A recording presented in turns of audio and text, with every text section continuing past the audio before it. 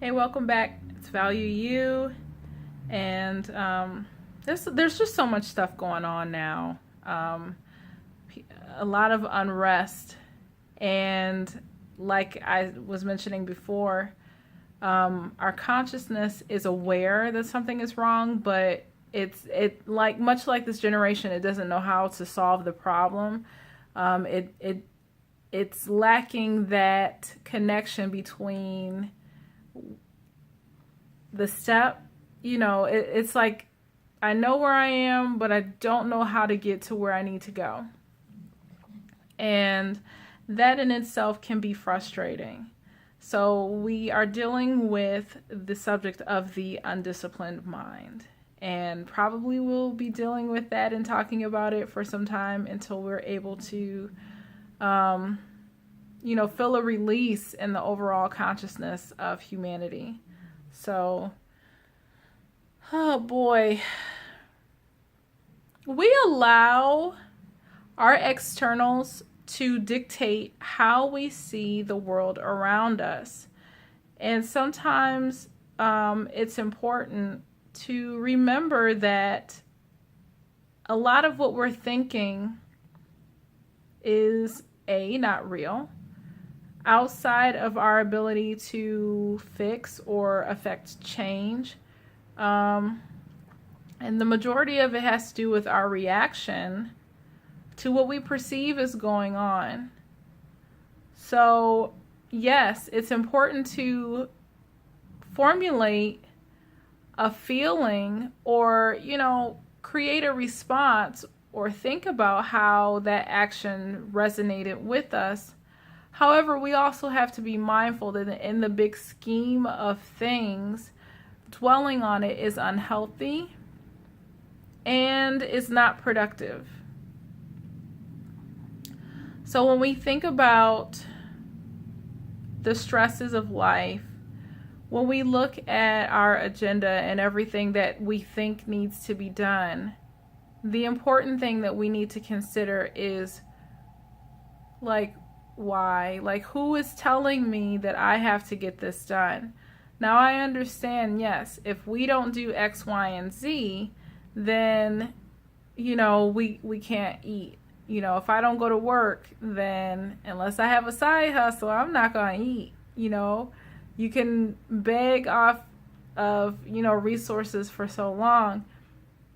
But it's also like if I don't clean my apartment, then I can't expect it to smell well or anything like that.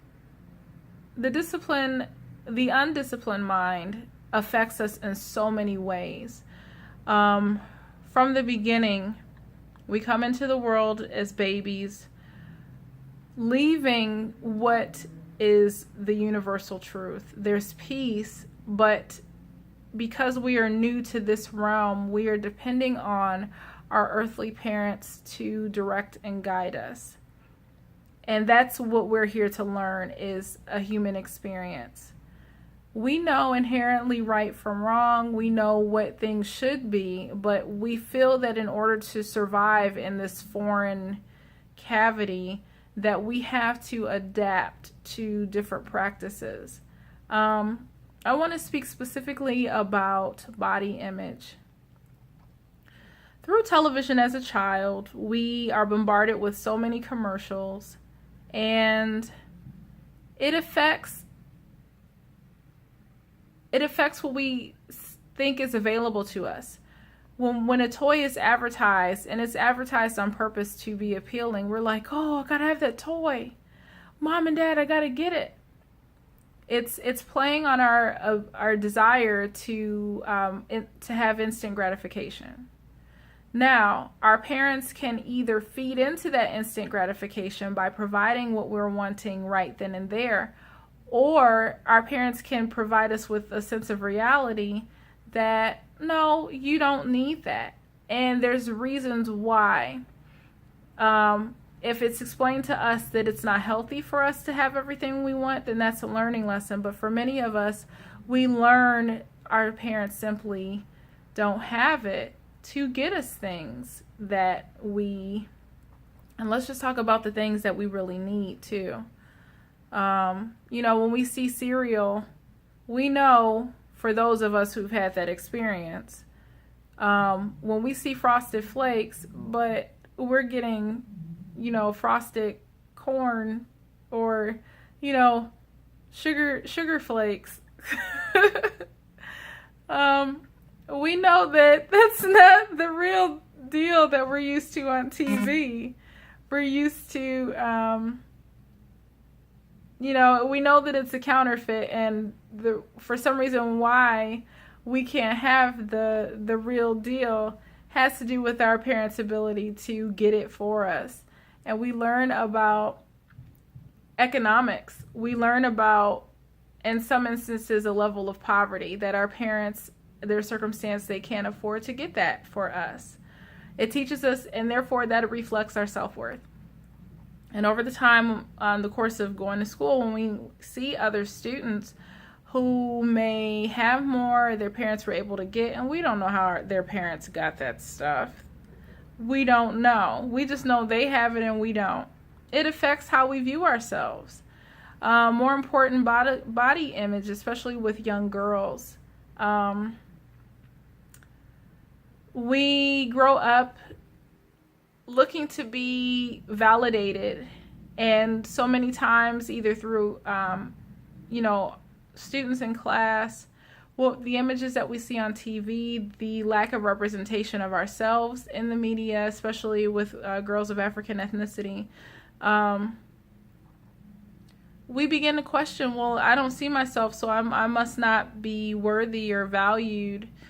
And it plays on us. We think, oh, well, my dark skin isn't acceptable, or my, full figure, my curves are not acceptable.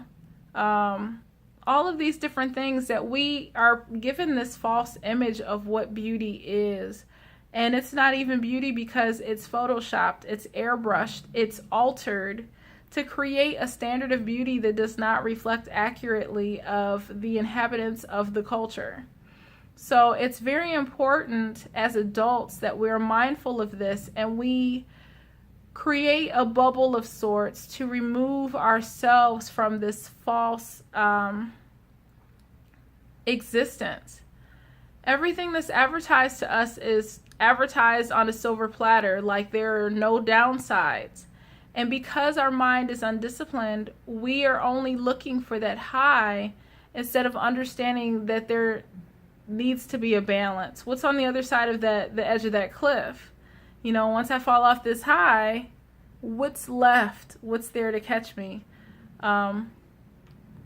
So wanting to keep this shorter, there will be more videos to illustrate this point. But the key that I really want to make in talking about the undisciplined mind is our need to recognize that what we see every day is not what we should be living our lives by. It is not the healthy norm and the standard.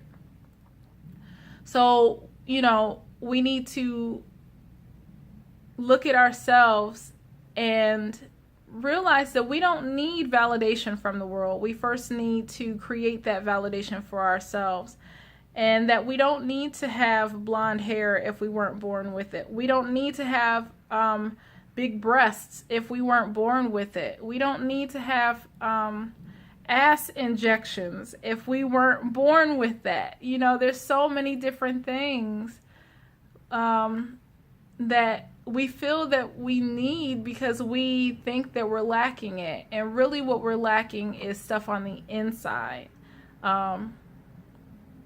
So the undisciplined mind, it really starts with us realizing that we need to cut ourselves out of this fake world. And in order to create that discipline, it first begins with us recognizing that we are okay. And when we go from there, then we're able to see the truth for what it is. And we're able to see that we can be in the world but not of it. We can live in it but not participate in the lies that we've been fed for so many years. So I hope that this message, although it's still a little long. It blesses you, and it just breaks down the importance of removing yourself from the psyche of the world, realizing that you do have the ability to create the reality that you want. But in order to first do that, we need to first see that what we're seeing in our world is wrong and not something that we need to partake of.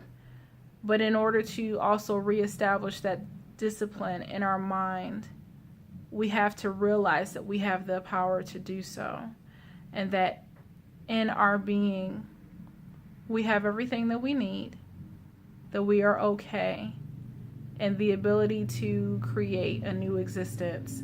It dwells within inside of us. It has to. It cannot come from any other external source. Thank you for watching.